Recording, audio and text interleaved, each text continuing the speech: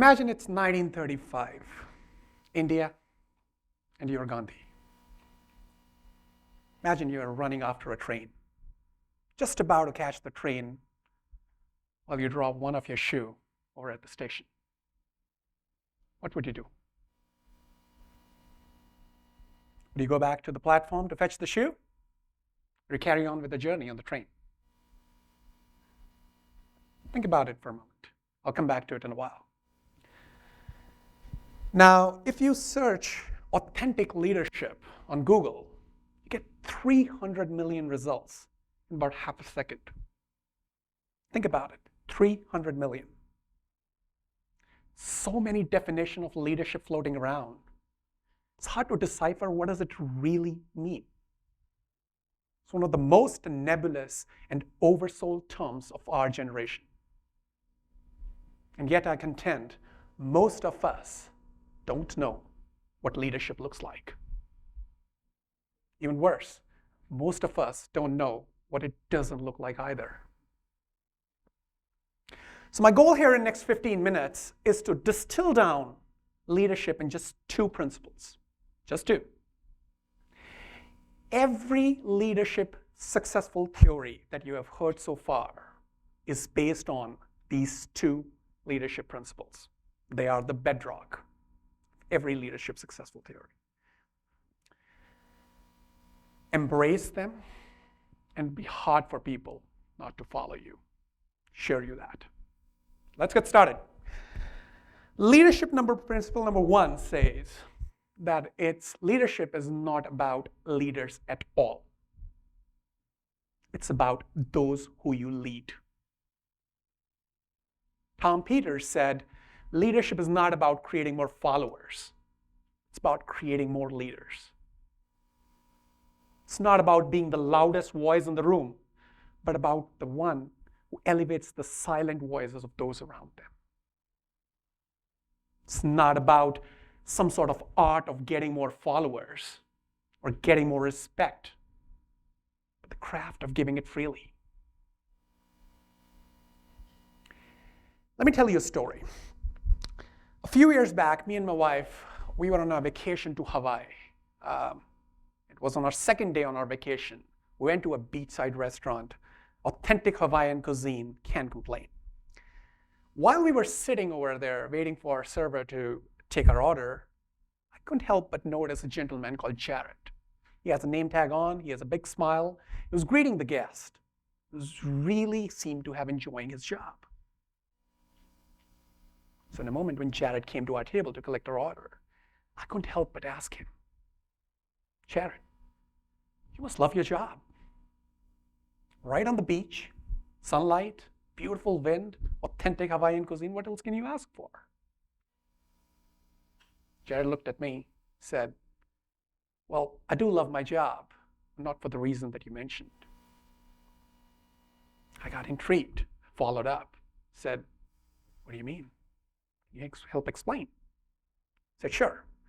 Said, you see, I work 4 days a week at this restaurant and 3 days a week at another restaurant 15 miles down south, also on the beach at a much prettier property.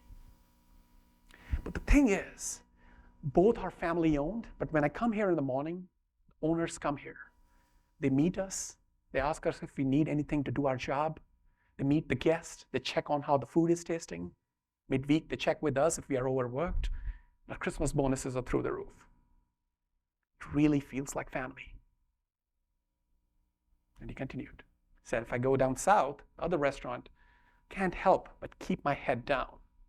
Can't help but cross over my 8 hours and collect my paycheck.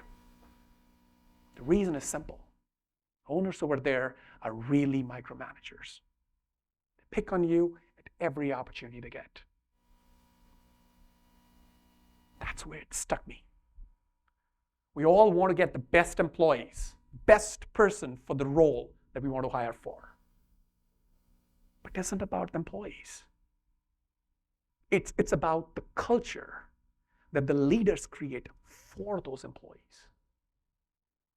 Create great cultures, you'll get an employee like Jared at the first restaurant. Create a pathetic one, You get employee like Jared at the second restaurant. Choice is yours. The second principle of leadership is actually quite contrary on the surface, but help me explain it. Second leadership principle says that leadership is only about yourself. More precisely, it's about knowing yourself to the core. It's about knowing what you really believe in. What are your core values which you're not ready to compromise at any cost? What are your biggest drivers and deepest insecurities? And don't think for a moment what I'm saying is anything new. Luminaries for centuries, millennia altogether, have said the same thing. Aristotle in 4th century BC said, "To know thyself is the real wisdom." Lao Tzu in 6th century BC, completely different part of the world, said, "To knowing others is strength, but knowing yourself is the real power." And more recently, one of the leaders, modern leader of our times, Oprah Winfrey, said, "I couldn't believe how much money I could make just by showing up authentically." Now, these luminaries have been over centuries apart, but they have the same undertone message. Great leaders have a deep sense of purpose and a profound sense of self-awareness. So I really invite you all to look deep into what you really believe in. What are you running for? What are your core values? The more honestly you can answer those questions, the more real you will find yourself, the more natural you will find yourself showing up as an authentic leader. Now it turns out leadership also has a perception problem, a big one at that. For decades altogether, mainstream media has sort of bombarded us with images of what a leader is supposed to look like. Close your eyes for a moment and just imagine leader, any leader. What do you see? Chances are a 4-star general, a head of a state, a celebrity CEO. See, that's the problem. This notion has been imbibed in us that you need some sort of a killer charisma or a grandiose vision or a fancy title to be called a leader. Well, I'm here to challenge that narrative. Each one of you is a leader in its own shape and form. Each one of you. Do you think that high school coach who inspires leadership, who inspires teamwork in kids, isn't a leader?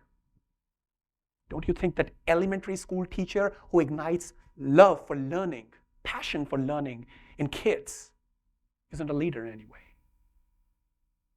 Don't you think that firefighter who saves life, risking their own life, is a leader in any way? Think honestly.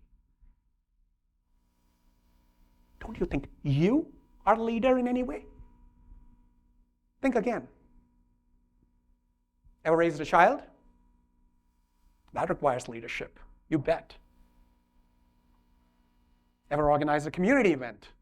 Rallied around people around a common cause? Didn't that require leadership? Absolutely, did. So my message is clear. Leadership doesn't require fancy titles or grand vision. It requires a deep sense of purpose, self-awareness, a strong belief, and the courage to stand behind that belief. Let's come back to the Gandhi story we started with. Let's have a show of hands. How many of you would have gone to the platform to get the shoe? Great. How many of you would have carried on with the journey with one shoe? Awesome. You know what Gandhi did? He took his other shoe and threw it on the platform. And one of his colleagues, who was a bystander, asked curiously why he did that. He simply looked at him and said, now someone needy will have a complete pair. That's leadership.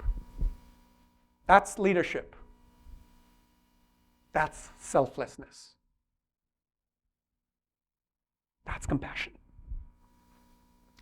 Now to close, I want to leave you guys with a profound thought. Imagine going forward, each one of us committed to aligning our actions with our core belief, something that you truly believe in. Every action, big or small. Imagine the amount of authenticity you would radiate. It's going to be contentious, unimaginable. I want you to take a step further. Imagine if each one of you does just a little bit for the person right next to you, for those around us, and help them become the best version for themselves. Just a little bit. Just imagine the amount of gratitude that would follow, both from you and from them.